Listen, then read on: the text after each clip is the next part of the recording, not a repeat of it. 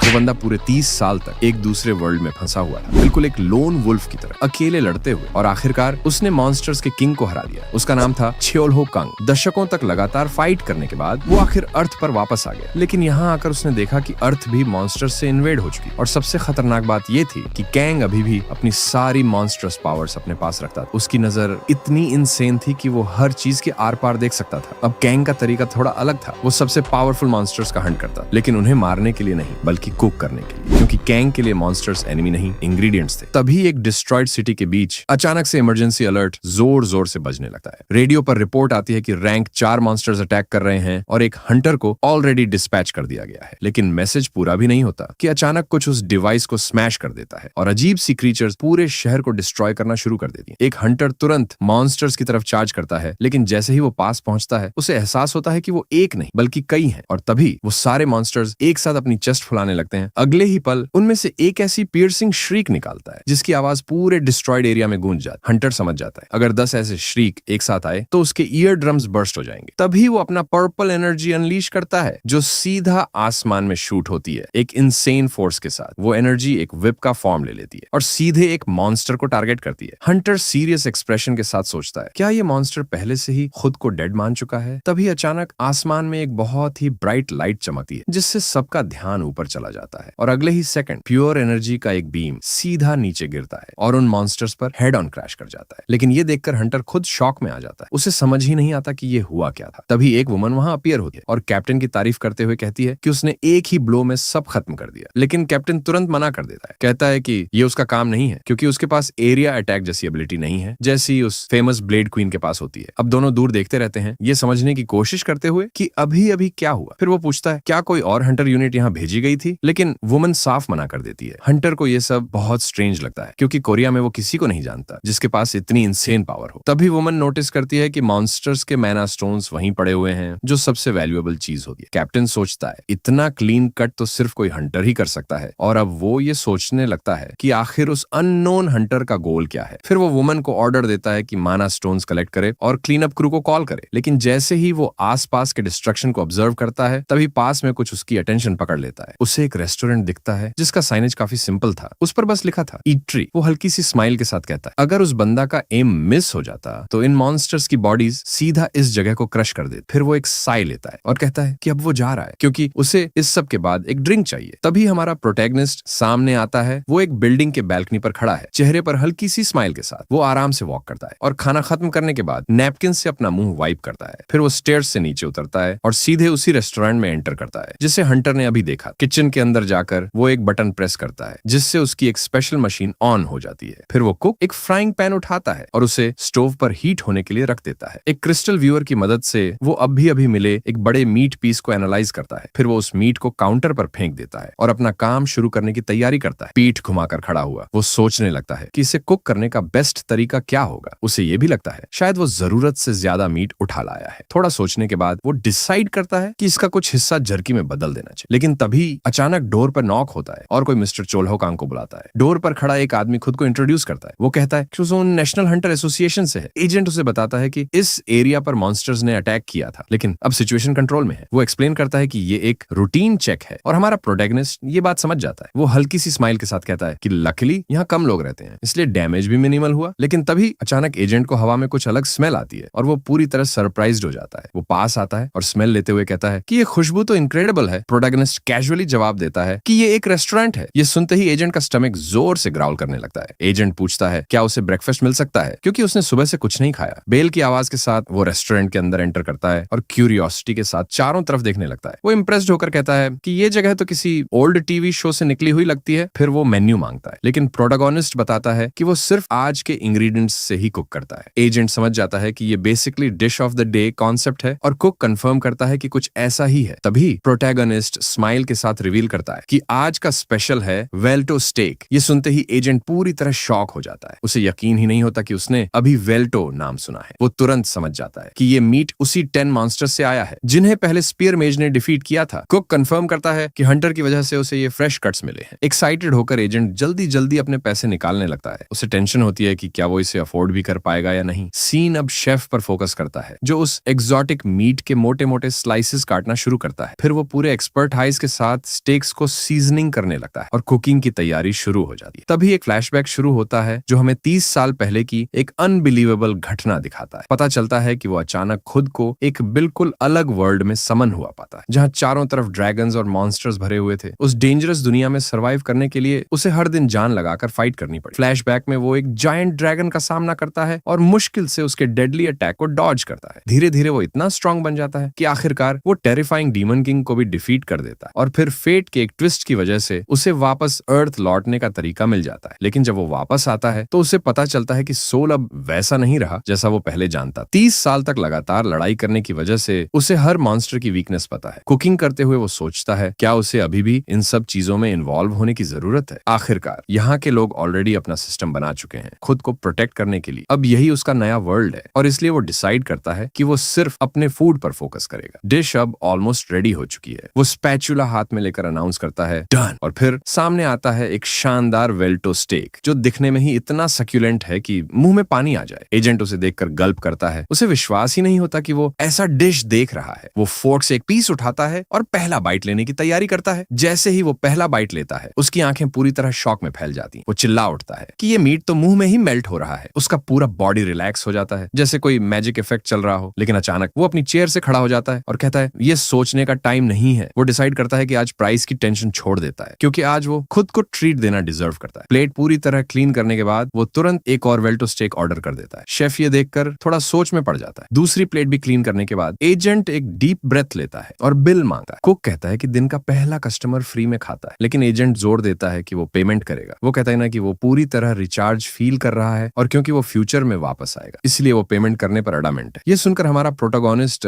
हल्की सी स्माइल देता है जैसे वो इस बात से अग्री कर रहा हो। फिर वो प्राइस बताता है 10 सिल्वर। एजेंट पैसे टेबल पर रख देता है और मील के लिए थैंक यू कहता है। वो जाने के लिए मुड़ता है लेकिन अचानक रुक कर वापस देखता है और ओनर को एडवाइस देता है कि केयरफुल रहे क्योंकि ऑर्डिनरी लोगों के लिए टाइम काफी टफ चल रहा है। ये कहते हुए एजेंट अपना बिजनेस कार्ड उसे दे देता है और वार्न करता है कि बाहर अभी भी काफी डेंजर्स है। कार्ड पर उसका नाम लिखा होता है जे वू चोई, जो एसोसिएशन के पेट्रोल यूनिट से है। प्रोटैगनिस्ट सोच में पड़ जाता है और धीरे से बोलता है कि ये ईरा सच में ऑर्डिनरी लोगों के लिए काफी टफ है। एजेंट को जाते हुए देखकर वो सोचता है कि वो बंदा बुरा इंसान नहीं है और उम्मीद करता है कि वो अच्छा लाइफ जिए। फिर किचन में वापस आकर वो अपने लिए बनाए डिश का एक पीस काटता है। जैसे ही वो टेस्ट करता है वो कंफर्म करता है कि फ्लेवर एक्सपेक्टेड के मुताबिक बहुत अच्छा है। रात हो जाती और तभी एक आउल खिड़की पर आकर बैठता है जिससे पूरी स्ट्रीट की साइलेंस टूट जाती। प्रोटैगनिस्ट थोड़ा स्ट्रेच करता है और सोचता है कि आज का दिन भी एकदम नॉर्मल और क्वाइट गया। फिर उसे अचानक वेल्टो एग याद आता है और वो सोचने लगता है कि इससे क्या कुक किया जा सकता है। लेकिन तभी अचानक रेस्टोरेंट का डोर जोरदार बैंग के साथ किक होकर खुल जाता है। एंट्रेंस पर एक रेड हेयर्ड गाय खड़ा होता है और गुस्से में कहता है कि आखिरकार उसने उसे ढूंढ लिया। चियोलो कैंग पीछे मुड़कर कंफ्यूज्ड हो जाता है। वो आदमी फ्यूरियस एक्सप्रेशन के साथ कहता है कि वो अपनी चीज वापस लेने आया है। सीन अचानक कुछ घंटे पहले शिफ्ट हो जाता है एक बिजी सिटी मार्केट में। हमें बताया जाता है कि मॉन्स्टर्स ने crops and live stock almost खत्म कर दिए हैं, जिसकी वजह से ह्यूमैनिटी के पास कोई ऑप्शन नहीं बचा और उन्होंने मॉन्स्टर्स को खाना शुरू कर दिया और धीरे धीरे ये आइडिया ट्रेंड बन गया। इसी वजह से मॉन्स्टर मार्केट बूम करने लगता है जहां एक वेंडर फ्रेश एग्स बेच रहा होता है। प्रोटैगनिस्ट पूछता है क्या ये वेल्टो एग्स हैं, लेकिन वेंडर कैजुअली बोलता है कि सब सेम ही है। तभी वो अपना स्किल डिटेक्टर आई यूज करता है और सामान को चेक करता है। ये स्किल उसे एक ड्रैगन आर्टिफैक्ट से मिला है जो किसी भी चीज की आइडेंटिटी रिवील कर सकता है। इसकी मदद से वो हर एग का टियर और स्पीसीज देख सकता है। ये स्किल इतना पावरफुल है कि ये पता भी लगा सकता है कि सामने वाला लाई कर रहा है या नहीं। इसीलिए वो इसे लोगों पर यूज करने से अवॉइड करता है और बस कुछ एग्स लेने का फैसला करता है। लेकिन तभी उन एग्स में से एक शाइनी ब्लू एग होता है जिसके बारे में कोई इन्फॉर्मेशन दिखाई ही नहीं देती। ये देखकर उसे थोड़ा स्ट्रेंज लगता है, लेकिन फिर भी वो वेंडर से कहता है कि इस मिस्टीरियस एग को भी बॉक्स में डाल दे। वापस किचन में वो एक एग क्रैक करता है और उसे याद आता है कि पहले वो सोचता था कि खाना खाना टाइम वेस्ट है। उस समय एक अच्छा मील लग्जरी हुआ करता था, लेकिन अब वो हर मील को वैल्यू करता है। इसी सोच के साथ वो आज का डिश तैयार करता है, वेल्टो स्क्रैम्बल्ड एग्स। उसे बैटलफील्ड के वो दिन याद आते हैं जब वो ये डिश अपने कॉमरेड्स के साथ शेयर करता था। एक बाइट लेने के बाद वो सोचता है कि मिल्क ने सच में वेल्टो एग्स को और क्रीमी बना दिया है। रेस्टोरेंट में अकेले बैठा हुआ वो रियलाइज करता है कि डिश बहुत बढ़िया बनी और तभी उसकी पुरानी मेमोरीज फ्लड की तरह वापस आने लगती हैं। उन लोगों के चेहरे जिन्हें वो मिस करता है धीरे धीरे उसकी आंखों के सामने आने लगते हैं और वो खुद को थोड़ा ओल्ड फील करने लगता है। लेकिन तभी वो अपना फोकस बदलता है। उसे याद आता है कि डिटेक्टर आई उस एक को स्कैन ही नहीं कर पाया। उसे याद आता है कि ड्रैगन आर्टिफैक्ट्स तब बनते हैं जब कोई ड्रैगन जन्म लेता है, इसीलिए वो हर चीज पर सुपर इफेक्टिव होते हैं सिवाय ड्रैगन्स के खुद के। वो धीरे से उस एग को छूता है और सोचता है क्या ये सच में एक ड्रैगन एग हो सकता है। और जैसे ही वो इसके टेस्ट के बारे में इमेजिन कर रहा होता है तभी तभी अचानक डोर जोर से किक होकर खुल जाता है। इंट्रूडर अंदर आता है और चारों तरफ देखते हुए पूछता है, क्या ये जगह सच में एक रेस्टोरेंट है? फिर वो जोर से शाउट करता है कि वो अपनी चीज वापस लेने आया है। सीधे उसकी तरफ पॉइंट करते हुए वो कहता है, उसे पता था कि वो उसे एग के साथ यही मिलेगा। तभी चियोल हो कांग रियलाइज करता है कि उसका डिटेक्टर आई इस इंट्रूडर पर भी काम नहीं कर रहा। वो बिल्कुल कैजुअली पूछता है, क्या वो बंदा एक ड्रैगन है? ये सुनते ही रेड हेयर्ड गाय पूरी तरह शॉक हो जाता है। अगले ही पल उसके बॉडी से फ्लेम्स बर्स्ट होने लगती हैं और कैंग ये देखकर सरप्राइज्ड हो जाता है कि इस दुनिया में सच में ड्रैगन्स एग्जिस्ट करते हैं। फायर में घिरा हुआ इंट्रूडर चिल्लाता है कि उसने उसकी आइडेंटिटी कैसे पहचान ली। आग अब सीलिंग तक पहुंचने लगती है, लेकिन कैंग बस कंप्लेन करता है कि उसका रेस्टोरेंट डैमेज हो रहा है। वो कामली एक्सप्लेन करता है कि उसके पास एक आर्टिफैक्ट है जो हर चीज को देख सकता है सिवाय ड्रैगन्स के। कैंग सोचता है कि इससे चीजें और आसान हो जाती हैं। ये सुनकर ड्रैगन और भी कंफ्यूज्ड हो जाता है। कांग कैजुअली उसे एक वापस ऑफर करता है, लेकिन साथ में कहता है कि पहले वो सारा मेस क्लीन करे। ये सुनकर इंट्रूडर और इरिटेट हो जाता है। तभी ड्रैगन की नजर एक ब्लू नाइफ पर पड़ती है और वो पूछता है, क्या ये ड्रैगन स्केल है? फिर उसे कटिंग बोर्ड की स्मेल आती है और वो पहचान लेता है कि वो ड्रैगन बोन है। ये देखकर वो पूरी तरह रेज में आ जाता है और चिल्लाता है कि इस ह्यूमन ने उसके काइंड को किचन यूटेंसिल्स की तरह यूज किया है। गुस्से में वो फुल फोर्स से अटैक करता है और एक पावरफुल एनर्जी स्फीयर लॉन्च करता है। चिल्लाते हुए कहता है, डाई। लेकिन कैंग बस थोड़ा बोर्ड सा दिखता है, जैसे ये उसके लिए कोई बड़ी बात ही नहीं है। अटैक उसे पीछे उड़ा देता है और वो कंप्लेन करता है कि अब ड्रैगन के लिए ये मेस क्लीन करना और मुश्किल हो जाएगा। लेकिन वो तुरंत उठता है और एक पावरफुल ऑरा रिलीज करता है और ड्रैगन्स की नेचर के बारे में बात करने लगता है। अचानक उसके हाथ में एक फ्राइंग पैन मटेरियलाइज हो जाता है जो अब उसका वेपन बन चुका है। बस एक स्विंग में वो ड्रैगन के अटैक को आसानी से दूर फेंक देता है। ये देखकर इंट्रूडर पूरी तरह स्टन्ड रह जाता है। उसे यकीन ही नहीं होता कि एक ह्यूमन इतना पावरफुल हो सकता है। कैंग की आंखें ग्लो करने लगती हैं और वो धीरे धीरे उसकी तरफ बढ़ता है। वो कहता है, ड्रैगन सिर्फ एक ही तरीके से सीखते हैं। और जैसे ही वो फ्राइंग पैन से अटैक करता है वो बोलता है, डीर हार्डवे। ये सुनकर इंट्रूडर पूरी तरह कंफ्यूज्ड हो जाता है क्योंकि उसे लगता है कि उसने ये वर्ड्स पहले भी कहीं सुने हैं। फ्लैशबैक में प्रोटोगोनिस्ट सीधा ड्रैगन के फादर से उसके आर्टिफैक्ट्स डिमांड करता है। ग्रेट ड्रैगन ये सुनकर पूरी तरह ऑफेंड हो जाता है। उसे यकीन ही नहीं होता कि एक ह्यूमन इतनी ऑडेस्टी कैसे दिखा सकता है। लेकिन तभी उसका बेटा उसे वार्न करने की कोशिश करता है और कहता है कि ये वही फियर्ड वॉरियर है, मीरो लाइकस। उसे 30 साल पहले का सब कुछ याद आ जाता है और वो समझ जाता है कि उसके फादर की फिर से बुरी तरह पिटाई होने वाली। फ्लैशबैक खत्म होते ही हमारा हीरो रियलाइज करता है कि ये इंट्रूडर तो बस एक किड है। वो कामली कहता है कि उसका उस लड़के से कोई पर्सनल इश्यू नहीं है, जिससे रेड हेयर्ड बॉय थोड़ा स्टार्टल्ड हो जाता है। कैंग पहले से ही आराम से बैठा होता है और उसे कहता है कि आकर उस मेस के बारे में बात करे जो उसने बनाया है। प्रोटैगनिस्ट साफ बोलता है कि पहले वो सब कुछ क्लीन करे, फिर वो एग लेकर हमेशा के लिए यहाँ से जा सकता है। लेकिन साथ में वो एक वार्निंग भी देता है कि उसे ड्रैगन्स बिल्कुल पसंद नहीं है और अगली बार उनकी कॉन्वर्सेशन और ज्यादा वायलेंट हो सकती है। ये सुनकर बॉय चुपचाप फ्लोर साफ करना शुरू कर देता है और अपने हाथों से कपड़ा निचोड़ते हुए काम करने लगता है। वो बताता है कि वो स्पेन कॉन्टिनेंट से आया है और एक डायमेंशनल रिफ्ट के जरिए यहाँ खींच लिया गया। कुक ये सुनकर समझ जाता है। तभी वो लड़का पूछता है, क्या वो भी उसी वर्ल्ड से है? प्रोटैगनिस्ट रिवील करता है कि उस दूसरी दुनिया में उसका नाम मीरो लाइकस था और यहाँ वो चियोल हो कांग के नाम से जाना जाता है। ये सुनते ही ड्रैगन पूरी स्पीड से फ्लोर साफ करने लगता है क्योंकि अब उसे यकीन हो जाता है कि ये वही आदमी है जिसने उसके फादर को टेरराइज किया था। फ्लोर चमकने लगता है तो प्रोटैगनिस्ट उसे कहता है कि अब अपनी चीजें उठाए और यहाँ से निकल जाए। लेकिन बॉय खड़ा होकर पूछता है कि उसने उसके फादर के रिलिक्स कभी वापस क्यों नहीं किए। कुक उसकी ऑनरा को पहचान लेता है और उसे रेक्स ड्रैगन ऑफ फ्लेम्स की याद आ जाती है। वो उसे पास बुलाता है और कहता है कि उसने 30 साल पहले ही ड्रैगन्स को पीटना छोड़ दिया था। बॉय उसकी एज पूछता है और वो बताता है कि वो 50 से थोड़ा ऊपर है। फिर कैजुअली कहता है कि एक्चुअली वो ऑलमोस्ट 60 का है, जिससे ड्रैगन पूरी तरह शॉक हो जाता है। वो मजाक में कहता है, क्या इसीलिए क्योंकि वो इतना हैंडसम दिखता है? ये सुनकर बॉय थोड़ा ब्लश कर जाता है। लेकिन अगले ही पल प्रोटैगनिस्ट सीरियस हो जाता है और कहता है कि उस समय ड्रैगन्स सिर्फ एक ही लैंग्वेज समझते थे, ब्रूट फोर्स। फिर वो खुद ही हंसने लगता है क्योंकि उसे ये फनी लगता है कि एक ड्रैगन इतना सबमिसिव बिहेव कर रहा है। वो एक्सप्लेन करता है कि उसने कभी किसी ड्रैगन को किल नहीं किया और उसके किचन यूटेंसिल्स एक्चुअली गिफ्ट्स थे। और जहां तक रिलिक्स की बात है तो वो डीमन किंग के साथ फाइट के दौरान टूट गए थे। उसे लगता है कि ये कॉन्वर्सेशन लंबी चलने वाली है तो वो बॉय को एक ड्रिंक ऑफर करता है ताकि वो थोड़ा रिलैक्स कर सके। लेकिन ड्रैगन ये सुनते ही रेज में आ जाता है और चिल्लाने लगता है कि वो एक ह्यूमन के साथ ड्रिंक कैसे कर सकता है। और इतना सब चिल्लाने के बाद अचानक वो वहीं टेबल पर फेस प्लांट करके बेहोश हो जाता है, थोड़ा लड़खड़ाते हुए। वो बोलता है कि ह्यूमन को ऑनर फील करना चाहिए उसके साथ ड्रिंक करने। प्रोटैगनिस्ट कैजुअली पूछता है, क्या वो एग इसका है? लेकिन ड्रैगन जोर से चिल्लाता है कि वो उसकी लिटिल सिस्टर है। वो एक्सप्लेन करता है कि जब उनके पेरेंट्स बाहर थे तभी उनके नेस्ट में एक रिफ्ट खुल गया और उसकी सिस्टर उसी में गायब हो गई। हीरो फिर पूछता है कि वो यहाँ कब से है? ड्रैगन जवाब देता है, करीब आधा साल हो गया। कुक ये सुनकर सोचता है कि ये वही टाइम है जब वो खुद अर्थ पर वापस आया था, जिससे ड्रैगन थोड़ा कंफ्यूज्ड हो जाता है। कांग एक्सप्लेन करता है कि उसे वहां अपनी चीजें सेटल करने में थोड़ा टाइम लगा, इसीलिए वो बाद में यहाँ आया। बॉय बॉय फिर पूछता है कि वो इतनी पावर होने के बावजूद एक रैंडम रेस्टोरेंट में क्यों छुपा बैठा है। वो इंसिस्ट करता है कि इतना पावरफुल मॉन्स्टर इस वर्ल्ड को आसानी से डोमिनेट कर सकता है। लेकिन ड्रैगन अचानक टेबल पर जोर से हाथ मारता है और गुस्से में चिल्लाता है कि ह्यूमंस ग्रीडी होते हैं और उन्हें सिर्फ पावर चाहिए होती है। हीरो शांत होकर जवाब देता है कि उसकी बात गलत नहीं है, लेकिन अब ये सब उसके लिए सिर्फ नॉइज बन चुका है। फिर वो बॉय से कहता है कि वो ह्यूमंस पर ट्रस्ट नहीं करता और उसे अपनी फैमिली का ध्यान रखना चाहिए। ड्रैगन गूफी स्माइल के साथ एक को हक करता है और पूछता है क्या उसकी सिस्टर अडोरेबल नहीं है, लेकिन तभी उसका बैलेंस बिगड़ जाता है और वो गिरने ही वाला होता है। कैंग ये देखकर थोड़ा स्टार्टल्ड हो जाता है। फिर वो बस एक साई लेता है और पूरे ड्रामा के बाद थोड़ा टायर्ड दिखता है। अगले दिन कैंग अचानक उठता है और देखता है कि एक क्यूट सा छोटा ड्रैगन उसे घूर रहा है। तभी बेबी ड्रैगन खुद को रिवील करती है और उसका भाई खुशी से चिल्ला उठता है कि ये उसकी सिस्टर है। वो सेलिब्रेट करता है कि उसकी सिस्टर फाइनली हैच हो गई। वो भी सीधे रेस्टोरेंट की टेबल पर। प्रोटैगोनिस्ट कैजुअली पूछता है कि हैचलिंग का नाम क्या रखेंगे। बॉय कहता है कि वो अभी सोच रहा है। कैंग उसे उठाता है तो उसका भाई तुरंत चिल्लाता है कि उसे पेट की तरह ट्रीट मत करो। फिर कैंग उसके चीक्स पिंच करता है और नोटिस करता है कि छोटी होने के बावजूद उसके टीथ ऑलरेडी शार्प हैं। रेड हेड प्राउडली कहता है कि वो सबसे क्यूटेस्ट चीज है जो उसने कभी देखी है। हीरो भी हल्के से स्माइल करता है और मानता है कि वो सच में बहुत क्यूट है। फिर वो बॉय से पूछता है कि अब वो इस लिटिल ड्रैगन को कहाँ ले जाने वाला है। कुक कुछ देर चुप रहता है, बस उसके जवाब का इंतजार करता है। ड्रैगन स्माइल करते हुए कहता है कि फर्क नहीं पड़ता, वो कहाँ जाएंगे। तभी बाहर से कुछ आवाजें आने लगती। सीन रेस्टोरेंट को दिखाता है और कांग उन्हें कहता है कि जाने से पहले खाना खा लें। सीन अब शिफ्ट होता है एक रेनी डे पर, जहाँ माहौल थोड़ा हैवी और मेलानकोलिक हो जाता है। कांग को याद आता है कि कैसे डीमंस हमेशा स्टॉर्म के साथ आते थे और हवा में ब्लड की स्मेल फैल जाती थी। उसे वो आखिरी ड्रिंक याद आता है जो उसने किसी बहुत स्पेशल इंसान के साथ शेयर किया था और उसकी आखिरी वर्ड्स उसके दिमाग में एको करने लगती हैं, अपनी लाइफ खुद जीना। वापस प्रेजेंट में वो एक हैमबर्गर स्टेक सर्व करता है जिसे देखते ही लिटिल ड्रैगन गर्ल खुशी से स्क्वील करने लगती है। रेड ड्रैगन थोड़ा स्टार्टल्ड हो जाता है और पूछता है कि क्या अब उन्हें निकलना चाहिए और फूड का प्राइस कितना है। हीरो कैजुअली जवाब देता है 10 सिल्वर, लेकिन वो ये भी कहता है कि वो बिना पे किए भी जा सकते हैं। ये सुनकर बॉय थोड़ा ऑकवर्ड फील करता है। अचानक ड्रैगन जंप करके पूछता है क्या वो रेस्टोरेंट में रूम्स रेंट पर देता है। जब उसे पता चलता है कि ऐसा नहीं है तो वो थोड़ा डिसअपॉइंटेड हो जाता है और सोचता है कि ड्रैगन्स हमेशा प्राउड नहीं रहते। फिर अचानक उसे एक आइडिया आता है और वो टेबल पर एक जायंट माना स्टोन रख देता है गिफ्ट के तौर पर। वो एक्सप्लेन करता है कि ये टियर 4 स्टोन है और इस वर्ल्ड में इसकी अच्छी वैल्यू होगी। ये देखकर हीरो खुद को रोक नहीं पाता, देन हंसने लगता है, इतना कि वो अपना फेस तक कवर कर लेता है। तभी लिटिल ड्रैगन गर्ल का स्टमक ग्राउल करता है और वो पूछता है क्या उसे अभी भी भूख लगी है। वो समझता है कि अर्थ पर एक चाइल्ड को रेज करना इजी नहीं है, चाहे वो ड्रैगन ही क्यों ना हो। ये सोचकर उसे अंदर ही अंदर उस दूसरे वर्ल्ड की थोड़ी याद आने लगती है। उसे लगता है कि भले ही वो उसे फिर कभी ना देख पाए, लेकिन वो लॉन्गिंग अभी भी बाकी है। फिर वो हल्की सी स्माइल के साथ कहता है कि वो दोनों यहाँ रह सकते हैं और उसे माना स्टोन की जरूरत नहीं है। लेकिन बॉय शर्माते हुए कहता है कि वो बिना पे किए ऐसे नहीं रह सकता। तभी हीरो गिफ्ट एक्सेप्ट कर लेता है और उसके फिंगर से ब्लैक स्मोक निकलने लगता है। अचानक रेस्टोरेंट के बीच में एक एनर्जी पोर्टल खुल जाता है जिसे देखकर ड्रैगन पूरी तरह शॉक हो जाता है। पोर्टल के अंदर से एक फिगर बाहर आता है, कासिम, एक इमॉर्टल गॉब्लिन जो आकर किंग ऑफ द वर्ल्ड को ग्रीट करता है। प्रोटैगनिस्ट तुरंत उसे रोकता है और कहता है कि वो उसके सब स्पेस को मैनेज करता है और उसे ये सब बंद करने को कहता है। फिर वो पूछता है कि उसके प्राइवेट इन्वेंट्री में कितने माना स्टोन स्टोर्ड हैं। कासिम जवाब देता है कि उतने हैं जितने रेत के कण होते हैं, लेकिन सुप्रीम टियर वाले सिर्फ कुछ ही हैं। हीरो वो माना स्टोन उसे दे देता है और कहता है कि इसे भी पाइल में ऐड कर दे। लेकिन जाने से पहले